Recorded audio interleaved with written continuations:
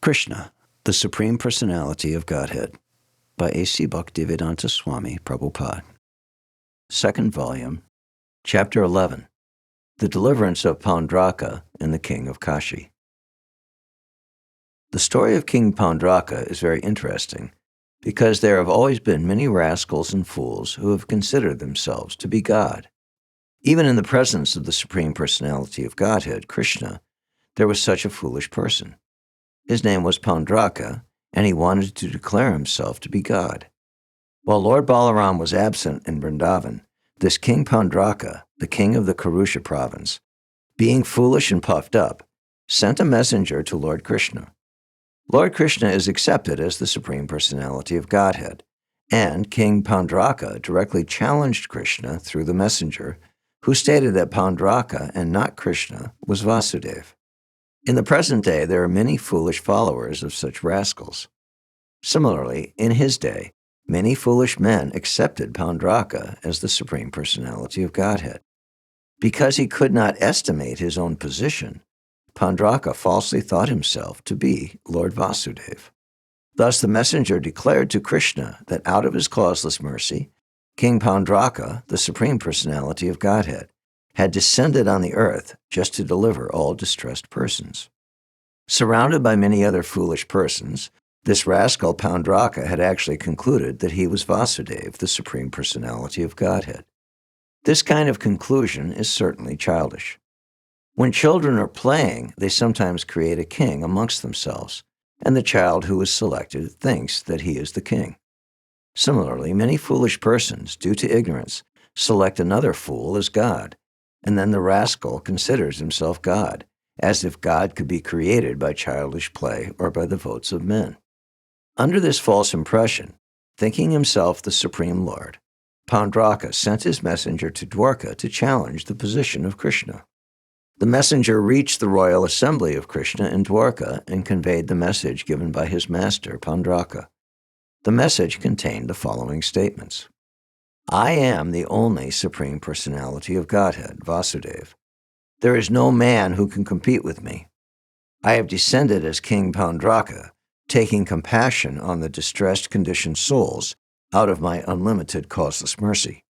You have falsely taken the position of Vyāsadeva without authority, but you should not propagate this false idea. You must give up your position.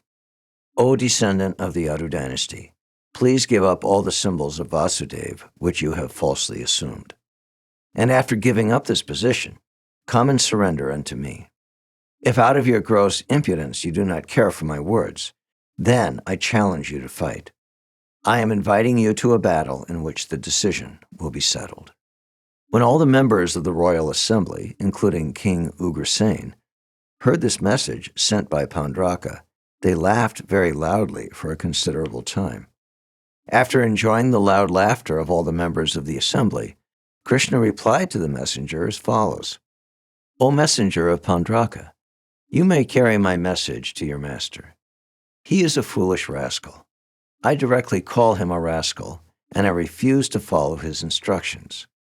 I shall never give up the symbols of Vyāsadeva, especially my disc. I shall use this disc to kill not only King Pauṇḍraka, but all his followers also. I shall destroy Pauṇḍraka and his foolish associates, who merely constitute a society of cheaters and cheated. When this action is taken, foolish king, you will have to conceal your face in disgrace. And when your head is severed from your body by my disc, it will be surrounded by meat-eating birds like vultures, hawks, and eagles. At that time, instead of becoming my shelter as you have demanded, you will be subjected to the mercy of these low-born birds. At that time, your body will be thrown to the dogs, who will eat it with great pleasure. The messenger carried the words of Lord Krishna to his master, Pauṇḍraka, who patiently heard all these insults. Without waiting longer, Lord Sri Krishna immediately started out on his chariot to punish the rascal Pauṇḍraka. Because at that time the king of Kurusha was living with his friend, the king of Kāśī, Krishna surrounded the whole city of Kāśī. King Pauṇḍraka was a great warrior, and as soon as he heard of Krishna's attack, he came out of the city along with 2 Akshahini divisions of soldiers. The king of Kāśī was also a friend to King Pauṇḍraka, and he came out with 3 Akshahini divisions. When the 2 kings came before Lord Krishna to oppose him, Krishna saw Pauṇḍraka face to face for the first time. Krishna saw that Pauṇḍraka had decorated himself with the symbols of the conch shell, disc, lotus, and club. He carried the Shanga bow, and on his chest was the insignia of Śrīvats. His neck was decorated with a false Kaustubha jewel, and he wore a flower garland in exact imitation of Lord Vyāsadeva. He was dressed in yellow-colored silken garments, and the flag on his chariot carried the symbol of Garuda, exactly imitating Krishna's. He had a very valuable helmet on his head, and his earrings, like swordfish, glittered brilliantly. On the whole, however, his dress and makeup were clearly imitation. Anyone could understand that he was just like someone on stage playing the part of Vāsudeva in false dress. When Lord Sri Krishna saw Pauṇḍraka imitating his posture and dress, he could not check his laughter, and thus he laughed with great satisfaction. The soldiers on the side of King Pauṇḍraka began to shower their weapons upon Krishna. The weapons, including various kinds of tridents, clubs, poles, lances, swords, daggers, and arrows, came flying in waves, and Krishna counteracted them. He smashed not only the weapons, but also the soldiers and assistants of Pauṇḍraka, just as during the dissolution of this universe, the fire of devastation burns everything to ashes. The elephants, chariots, horses, and infantry belonging to the opposite party were scattered by the weapons of Krishna. The whole battlefield became scattered with the bodies of animals and chariots.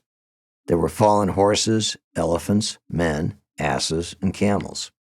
Although the devastated battlefield appeared like the dancing place of Lord Shiva at the time of the dissolution of the world, the warriors who were on the side of Krishna were very much encouraged by seeing this, and they fought with greater strength.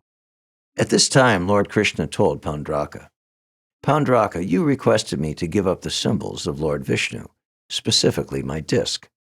Now I will give it up to you. Be careful. You falsely declared yourself to be Vāsudeva, imitating myself.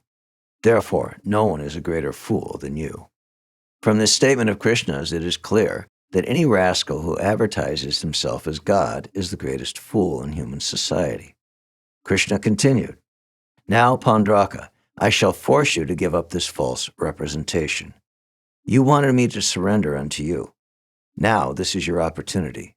We shall now fight, and if I am defeated and you become victorious, I shall certainly surrender unto you." In this way, after chastising Pauṇḍraka very severely, he smashed his chariot to pieces by shooting an arrow. With the help of his disc, he separated the head of Pauṇḍraka from his body, just as Indra shaves off the peaks of mountains by striking them with his thunderbolt. Similarly, he also killed the king of Kāśī with his arrows. Lord Krishna specifically arranged to throw the head of the king of Kāśī into the city of Kāśī itself, so that his relatives and family members could see it. This was done by Krishna just as a hurricane carries a lotus petal here and there.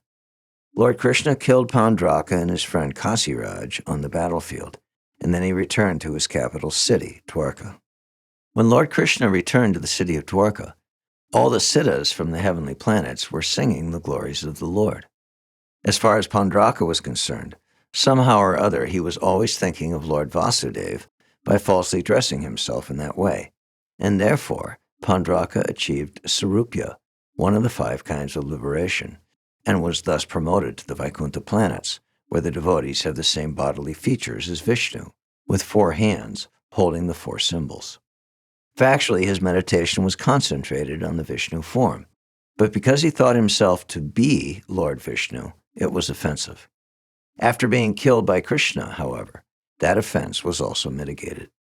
Thus he was given Sarupya liberation, and he attained the same form as the Lord.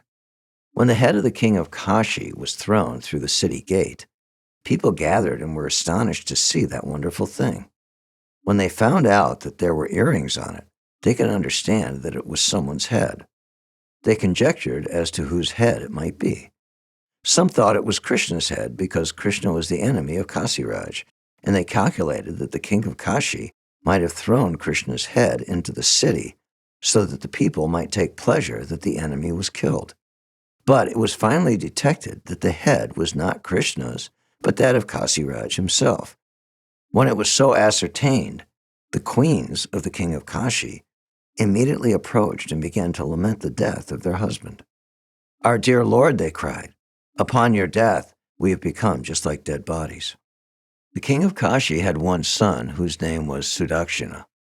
After observing the ritualistic funeral ceremonies, he took a vow that since Krishna was the enemy of his father, he would kill Krishna and in this way liquidate his debts to his father. Therefore, accompanied by a learned priest qualified to help him, he began to worship Mahadev, Lord Shiva. The Lord of the kingdom of Kāśī is Vishwanath, Lord Shiva. The temple of Lord Vishwanath is still existing in Varanasi, and many thousands of pilgrims still gather daily in that temple. By the worship of Sudakshina, Lord Shiva was very much pleased, and he wanted to give a benediction to his devotee. Sudakshina's purpose was to kill Krishna, and therefore he prayed for a specific power by which he could kill him. Lord Shiva advised that Sudakshina, assisted by the Brahmins, execute the ritualistic ceremony for killing one's enemy. This ceremony is also mentioned in some of the tantras. Lord Shiva informed Sudakshina that if such a black ritualistic ceremony were performed properly, then the evil spirit named Dakshinagni would appear to carry out any order given to him. He would have to be employed, however, to kill someone other than a qualified Brahmin. In such a case, he would be accompanied by Lord Shiva's ghostly companions, and the desire of Sudakshina to kill his enemy would be fulfilled. When Sudakshina was encouraged by Lord Shiva in that way, he became assured that he would be able to kill Krishna. With a determined vow of austerity, he began to execute the black art of chanting mantras, assisted by the priests. After this, out of the fire came a great demonic form, whose hair, beard, and mustache were exactly the color of hot copper. This form was very big and fierce. As the demon arose from the fire, cinders of fire emanated from the sockets of his eyes. The giant fiery demon appeared still more fierce due to the movements of his eyebrows. He exhibited long, sharp teeth and, sticking out his long tongue, licked both sides of his lips. He was naked, and he carried a big trident, which was blazing like fire. After appearing from the fire of sacrifice, he stood, wielding the trident in his hand. Instigated by Sudakshina, the demon proceeded toward the capital city, Dwarka, along with many hundreds of ghostly companions, and it appeared that he was going to burn all outer space to ashes. The surface of the earth trembled because of his striking steps. When he entered the city of Dwarka, all the residents panicked, just like animals at the time of a forest fire. At that time, Krishna was engaged in playing chess in the Royal Assembly Council Hall. All the residents of Dwarka approached and addressed him. "Dear Lord of the three worlds, there is a great fiery demon ready to burn the whole city of Dwarka. Please save us." Thus, after approaching Lord Krishna, all the inhabitants of Dwarka began to appeal to him for protection from the fiery demon, who had just appeared in Dwarka to devastate the whole city. Lord Krishna, who specifically protects his devotees, saw that the whole population of Dwarka was most perturbed by the presence of the great fiery demon. He immediately began to smile and assured them, "Don't worry, I shall give you all protection." The Supreme Personality of Godhead, Krishna, is all-pervading. He is within everyone's heart, and he is without also in the form of the cosmic manifestation.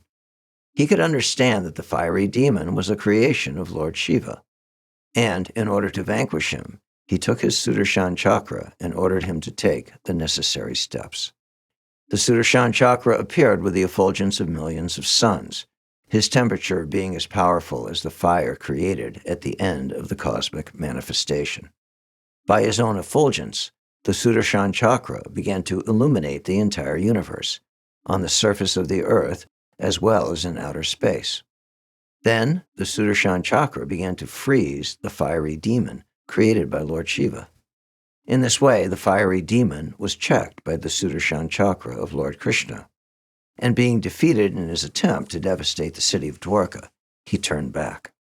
Having failed to set fire to Dwarka, he went back to Varanasi, the kingdom of Kāśī. As a result of his return, all the priests who had helped instruct the black art of mantras, along with their employer, Sudakshina, were burned into ashes by the glaring effulgence of the fiery demon. According to the methods of black art mantras instructed in the Tantra, if the mantra fails to kill the enemy, then, because it must kill someone, it kills the original creator. Sudakshina was the originator, and the priests assisted him. Therefore, all of them were burned to ashes. This is the way of the demons.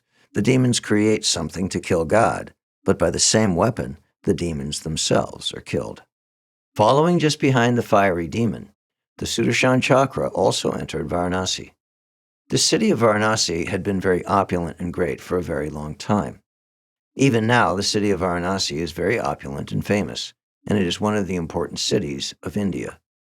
There were then many big palaces, assembly houses, marketplaces, and gates, with very important large monuments by the palaces and gates. Lecturing platforms could be found at each and every crossing of the roads. There was a treasury house, and elephant heads, horse heads, chariots, granaries, and places for distribution of foodstuff. The city of Varanasi had been filled with all these material opulences for a very long time.